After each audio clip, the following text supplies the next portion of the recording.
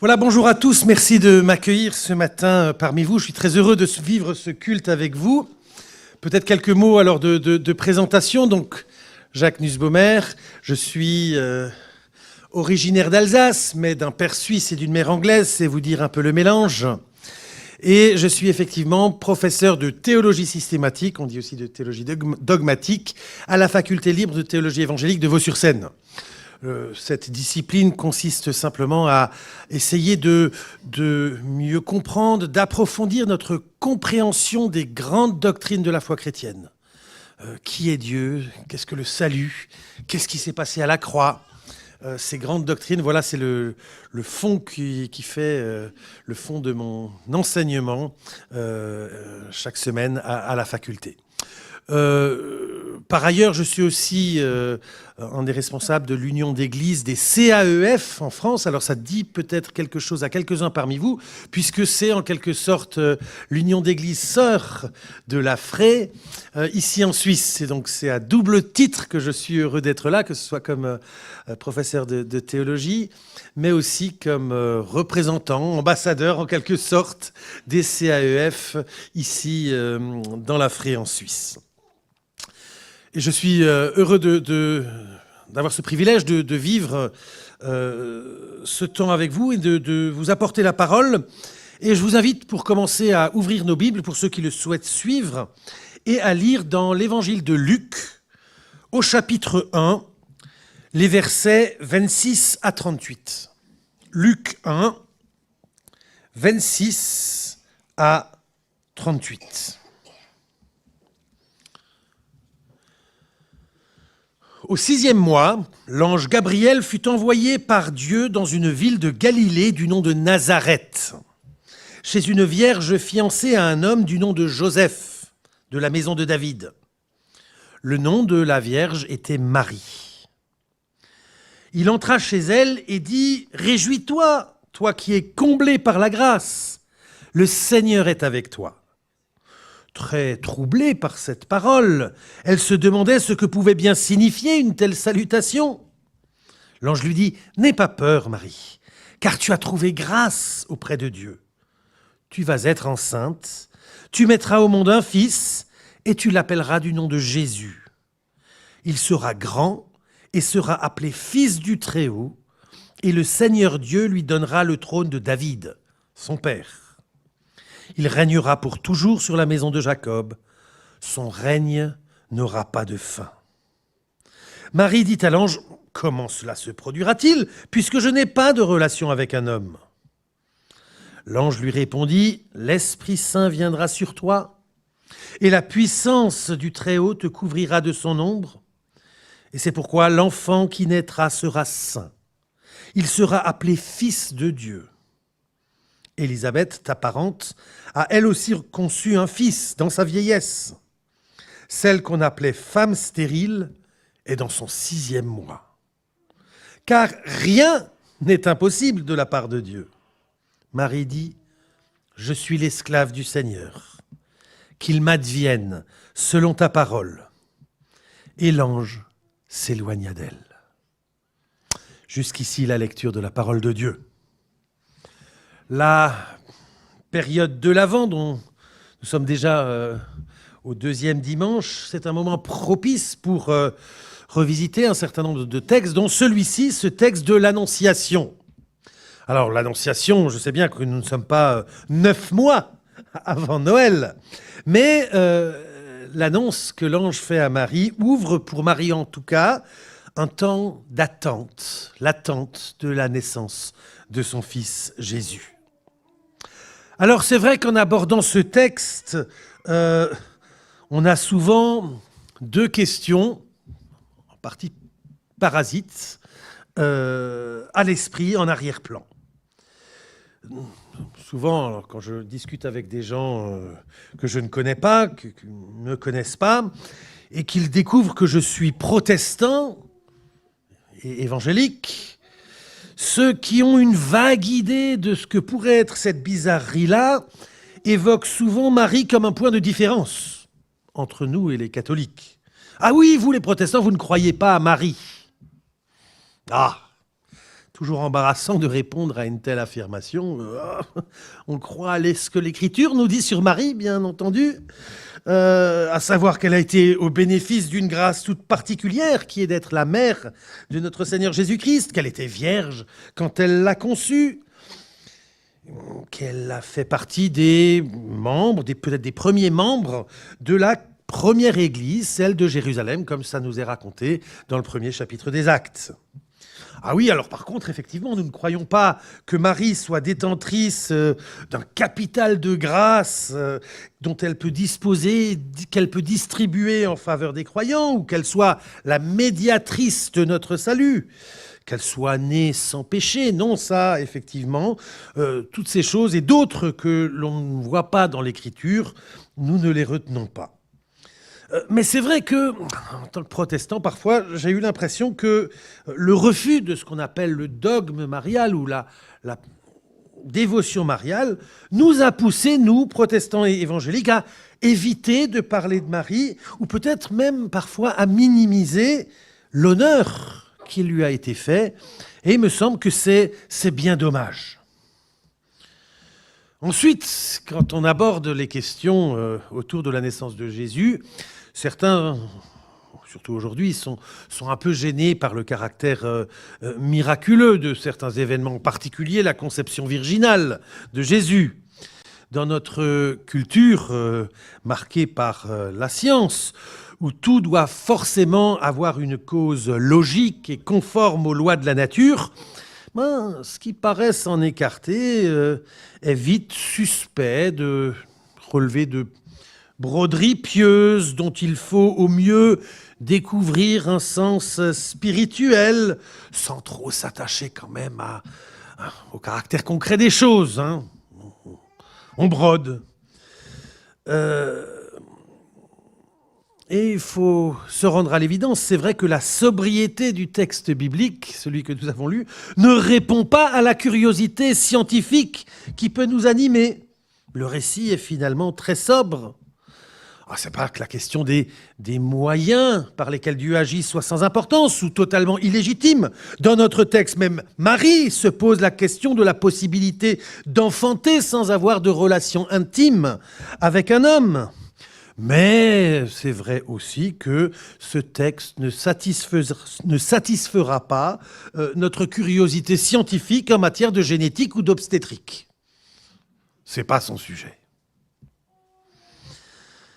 Et en relisant ce texte de l'Annonciation en période de l'Avent, je réalise toujours à nouveau que combien le travail d'écriture de Luc ne consistait pas simplement à nous raconter des événements intéressants en lien avec la venue du Messie, comme s'il voulait juste donner le cadre ou des détails sur la naissance de Jésus, de simples précisions factuelles dont les choses se sont concrètement passées. Il y a plus. Ces éléments factuels, ces informations sont vraiment mis au service du dévoilement de celui qui est au cœur de ce récit. Et celui qui est au cœur de ce récit, c'est Jésus-Christ, le Fils de Dieu. Et si l'on veut, à partir de ce texte, parler de la personne de Marie et de son rôle, on ne peut le faire qu'en parlant d'abord de Dieu qui réalise son plan en Jésus-Christ. Et à partir de cette conviction-là, je voudrais évoquer brièvement trois choses à partir de ce texte ce matin. D'abord, la première, c'est qu'on constate que la manière dont l'événement de l'Annonciation nous est rapporté ici nous parle en fait prioritairement de Jésus, Jésus par qui le plan de salut se révèle. Ce sera mon premier point. Ensuite, il faut rappeler que c'est à partir de Jésus-Christ lui-même que nous pouvons comprendre pourquoi on peut dire que Marie est vraiment comblée de grâce.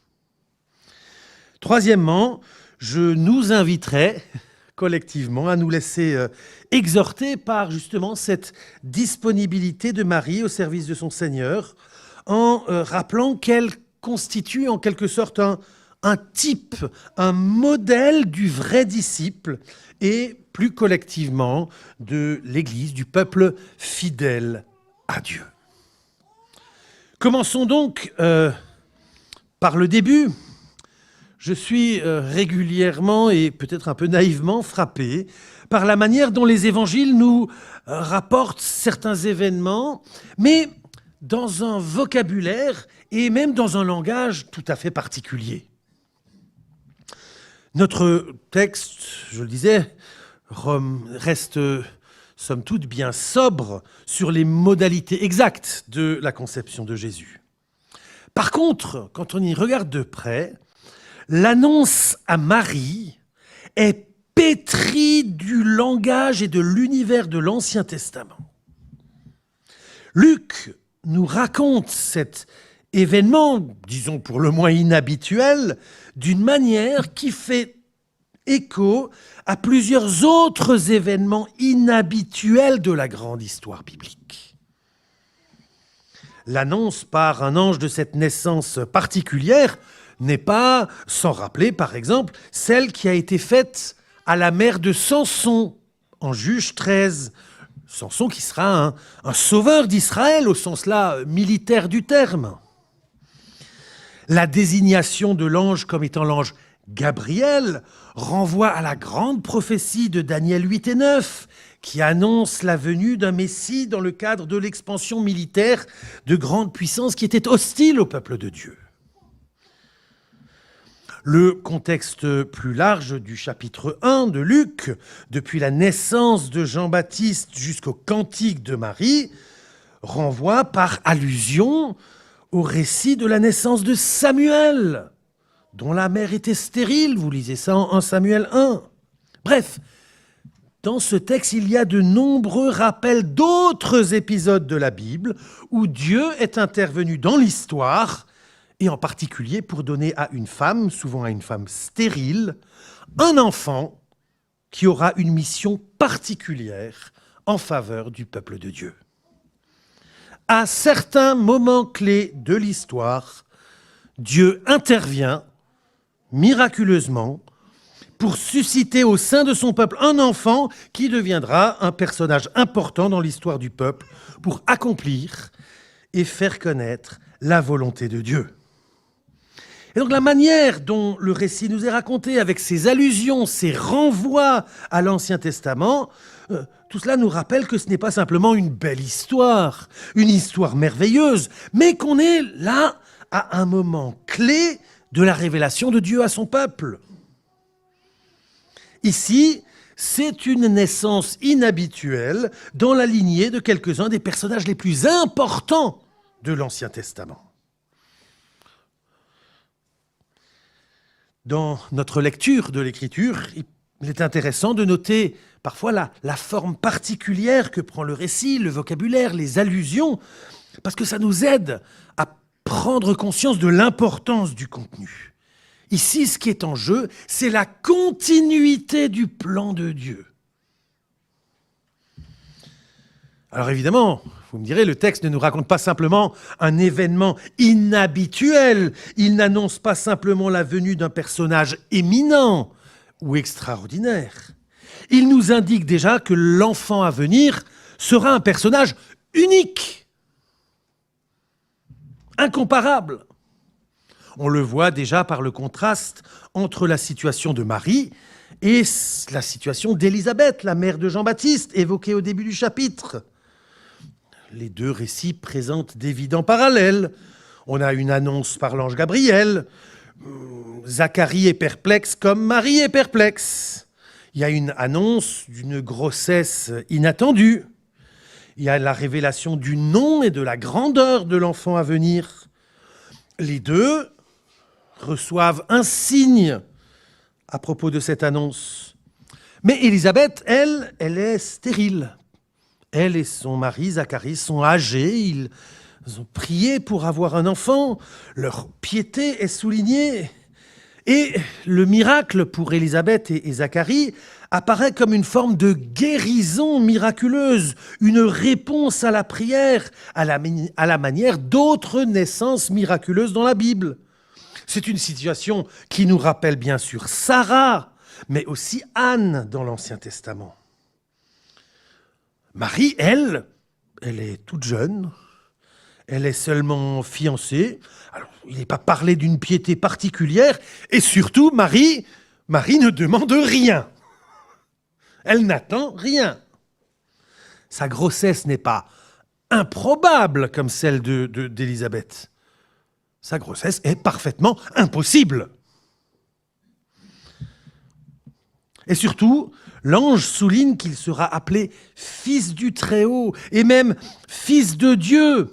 Alors, fils de Dieu, dans ce contexte, c'est dans le sens du fils de Dieu que les prophètes ont annoncé depuis 2 Samuel 7, le fils de David et de Salomon, dont le règne est annoncé comme éternel, en écho aux prophéties d'Ésaïe, par exemple. On n'est plus dans l'inhabituel ou même dans l'exceptionnel, on est dans l'absolument unique. Et contrairement aux naissances inhabituelles que d'autres récits bibliques nous rapportent, celle-ci ne passerait pas par la manière naturelle de concevoir un enfant, avec un homme et une femme. Là, le miracle pour Marie n'est pas de l'ordre de la guérison d'une femme stérile, mais il est de l'ordre de la création, indépendamment des lois naturelles de conception d'un enfant. C'est l'Esprit Saint, est-elle dit, qui couvrirait Marie de son ombre, une formule qui ressemble un peu à la manière dont, dans l'Exode, dans le désert, la nuée recouvrait le sanctuaire de sa présence glorieuse. Trouvez ça en Exode 40, verset 35. Et c'est ainsi que Dieu accomplirait sa promesse de donner un fils à David. Un miracle.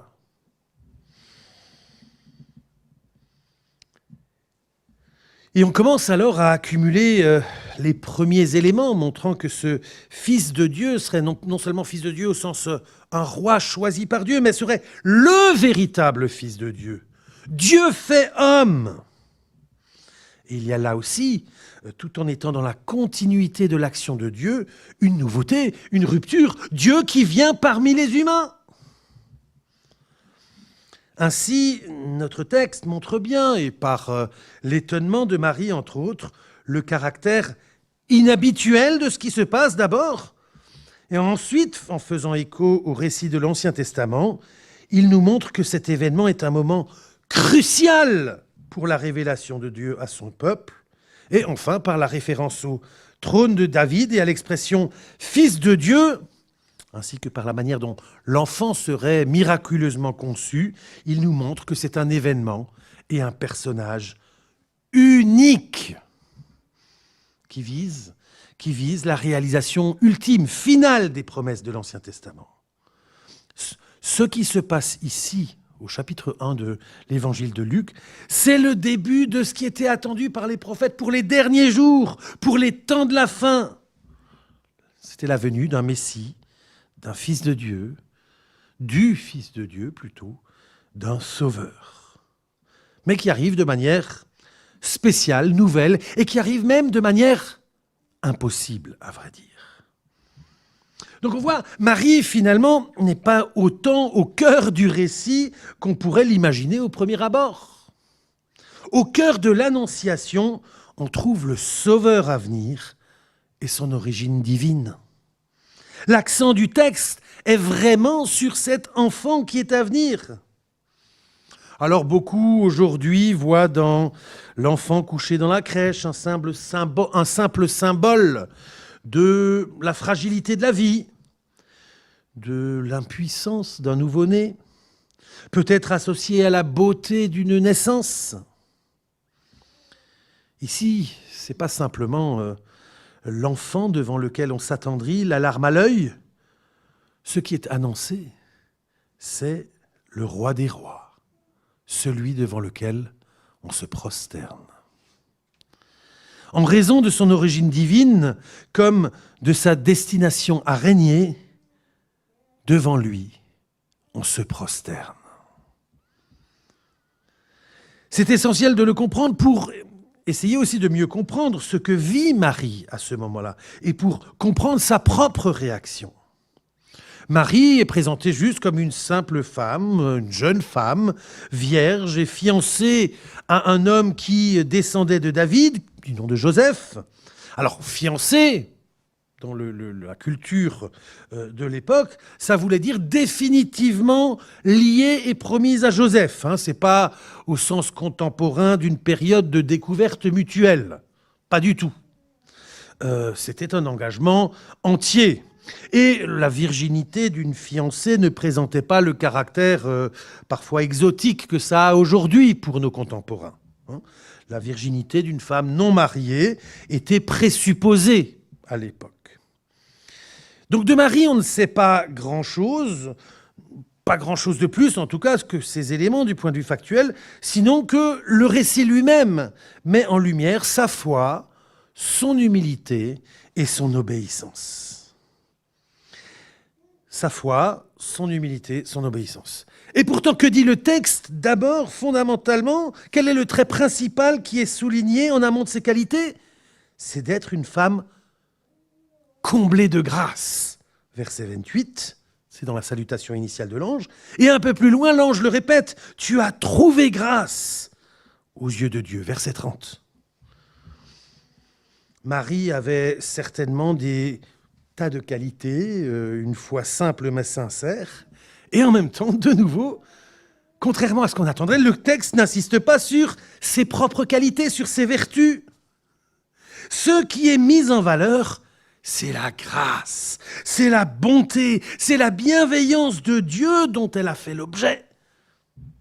Voilà donc une jeune femme, simple, fidèle à son Dieu, ressemblant probablement à bien d'autres jeunes femmes aux traits semblables, mais qui est l'objet de la grâce de Dieu.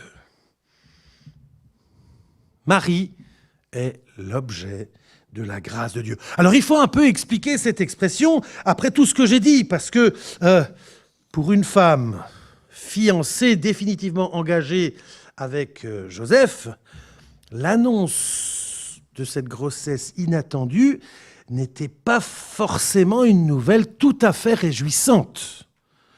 Vous imaginez un peu la tête circonspecte du dit fiancé lorsqu'il apprendrait la grossesse de sa fiancée sans y être pour rien. Ou vous imaginez aussi les regards probablement réprobateurs de ceux qui penseraient qu'elle avait fauté. Marie, comblée de grâce. Il n'y avait pas grand-chose dans cette affaire-là qu'elle pouvait considérer à plat comme ça, factuellement, comme une grâce, comme un cadeau dans cette annonce. Et pourtant, l'ange lui dit qu'elle a trouvé grâce auprès de Dieu, qu'elle a reçu un cadeau immense. Et comme le montre la question sur les modalités de cette conception, Marie ne semble pas non plus être une femme naïve et niaise à qui on ferait avaler n'importe quoi. Et de nouveau, que fait l'ange? L'explication de l'ange renvoie non pas aux qualités de Marie, mais à la puissance de Dieu. C'est l'Esprit de Dieu qui la couvrira de son ombre. Et pour lui donner un gage, un signe de la véracité de ce qu'il dit, il la renvoie à sa cousine plus âgée et stérile, Élisabeth, également devenue enceinte de façon miraculeuse, en précisant, verset 37, « Car rien n'est impossible de la part de Dieu. » Rien n'est impossible de la part de Dieu. Alors je ne sais pas ce que vous entendez quand vous lisez cette phrase. Évidemment, Dieu n'est pas contraint par nos limites. Mais ce qui me frappe, moi, en le lisant, c'est que cette formule « rien n'est impossible à Dieu », elle est souvent utilisée parmi les chrétiens dans la prière. Et c'est vrai, rien n'est impossible à Dieu, on peut le confesser. Mais nous affirmons cela en général pour motiver une prière pour quelque chose que nous désirons ardemment. La résolution d'une difficulté, la guérison d'un proche. Seigneur, tu vois combien la situation est difficile, mais rien n'est impossible, rien n'est impossible à Dieu. Ici, la phrase a une autre connotation. Marie, je le répète, n'était demandeuse de rien. Car rien n'est impossible de la part de Dieu. C'est l'argument de l'ange. Cet ange envoyé par Dieu pour parler de ce que Dieu allait faire pour accomplir sa volonté. Rien n'est impossible à Dieu pour mettre en œuvre son plan de salut pour les hommes.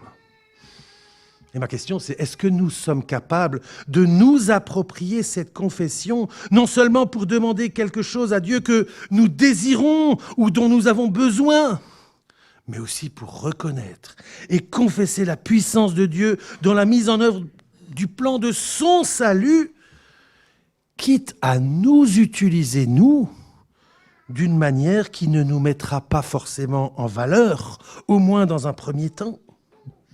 Dieu est à l'œuvre de manière inattendue, certes, mais pour le salut de son peuple. Et c'est ce que Marie est appelée à comprendre. La foi peut être simple, la foi n'est ni naïve, ni crédule. Et justement, ce qui marque l'attitude de Marie dans ce texte, c'est sa disponibilité à Dieu et la manière dont elle-même va comprendre ce qui lui arrive à la lumière de la parole de Dieu, à la lumière de la prophétie biblique pour le peuple de Dieu. Et elle est en cela exemplaire de l'attitude du vrai disciple. Elle est modèle du peuple de Dieu, de l'Église. Et c'est mon dernier point. La première réaction de Marie à l'annonce de l'ange, c'est l'accueil de la parole de Dieu. Je suis l'esclave ou la servante du Seigneur. Qu'il m'advienne selon ta parole. C'est pas quelque chose, alors il faut bien comprendre la phrase, c'est pas quelque chose du genre je suis de toute façon qu'une esclave, alors c'est comme ça, fais ce que tu veux. Non. Son propos manifeste l'entière disponibilité de sa personne pour le plan de Dieu. La volonté de Marie épouse véritablement le plan de Dieu. Et la suite du récit le confirmera. Marie, comblée de grâce, est prête à accueillir la volonté de Dieu et la faire comme sienne. Voici l'esclave du Seigneur. Cette attitude activement réceptive à la volonté de Dieu, quelle qu'elle soit, est pour nous un exemple et un modèle. Heureuse Marie, qui a porté en son sein le Fils de Dieu dans de telles dispositions. C'est bien cette attitude réceptive qu'il faut souligner ici, tant l'acteur principal du texte n'est pas Marie, mais Dieu lui-même. C'est Dieu qui est à l'œuvre et à la manœuvre dans tout cela. Et la suite du texte montre que Marie, ayant réfléchi à tout cela, a compris et a accueilli cette annonce dans la joie. Elle l'exprime d'une manière sublime dans le fameux Magnificat, le cantique de Marie, le cantique donc qui lui est attribué, qui est restitué quelques versets plus loin, où elle dit entre autres, verset 46, « Mon âme magnifie le Seigneur, et mon esprit s'est réjoui en Dieu mon Sauveur. » Pourquoi ? Car il a regardé l'humble état de son esclave, car voici, désormais toutes les générations me diront bienheureuse. C'était pas évident à ce moment-là. Elle a vu la réalisation de la promesse de Dieu. Elle montre qu'être celle qui portera le Fils de Dieu constitue un honneur tellement grand que cela dépassait tout le reste, tous les ragots, tous les regards réprobateurs. Cet honneur était à même d'effacer le déshonneur familial ou social auquel elle risquait d'être confrontée. Marie se présente comme cette humble servante au service de Dieu. Et plus précisément, au service de ce que Dieu veut faire pour son peuple, parce que c'est ce peuple qu'il veut sauver. Et le cantique de Marie, le Magnificat, fait écho à cette disposition d'humilité. Marie y célèbre dans un florilège d'allusions à l'Ancien Testament un Dieu qui porte un regard bienveillant sur tous ceux qui mettent leur confiance en lui, sur les pauvres, sur les humiliés, sur tous ceux qui sont conscients qu'ils ne peuvent compter que sur Dieu et pas sur leur propre force. Marie, en tant que telle, comme simple fille du peuple, ne pouvait rien faire par elle-même. Tous les hommes et femmes fidèles à Dieu ne pouvaient pas sauver le peuple, le délivrer de l'oppression du péché sur lui. Même les grands dans le peuple ne le pouvaient pas.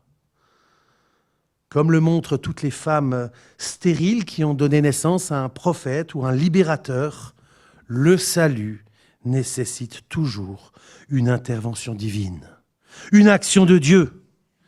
Et cette action décisive, c'est Dieu qui se fait homme en utilisant une simple femme.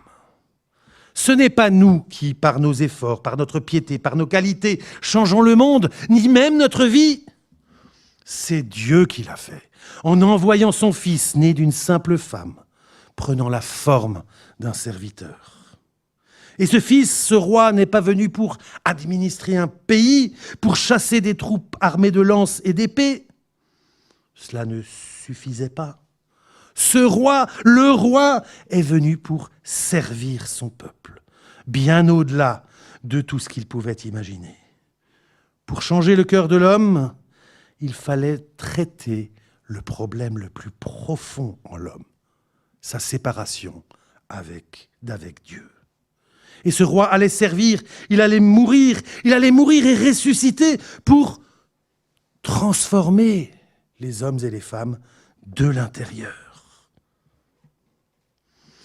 Mon désir pour nous ce matin, c'est que nous puissions nous souvenir que l'enfant que nous fêterons bientôt est le roi, mais le roi serviteur, mort et ressuscité pour que nous ayons la vie éternelle et qu'à travers nous, l'Église, la servante du Seigneur à l'image de Marie, eh bien qu'à travers nous, le règne de Dieu puisse s'étendre dans le monde.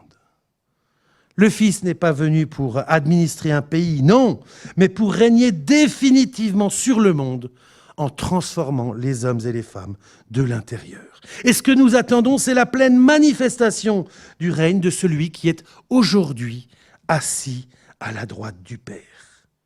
Et bien qu'à l'image de Marie, nous puissions placer notre confiance en sa parole pour être au bénéfice de ce réel privilège, d'être à son service, d'être au service de son œuvre de salut pour le monde.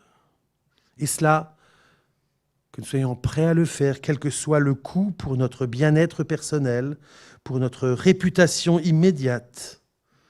En cela, Marie est et reste le modèle, le type même du peuple fidèle qui se rend totalement disponible à l'œuvre de Dieu pour établir son règne. Un règne de serviteur à l'image du roi serviteur, né de la servante du Seigneur. Bienheureuse Marie, qui a su discerner et accueillir avec joie le plan de Dieu et s'y rendre totalement disponible. Et bien qu'aujourd'hui, dans nos cœurs, nous puissions aussi nous-mêmes librement confesser, personnellement et en Église, je suis la servante, le serviteur du Seigneur. Amen.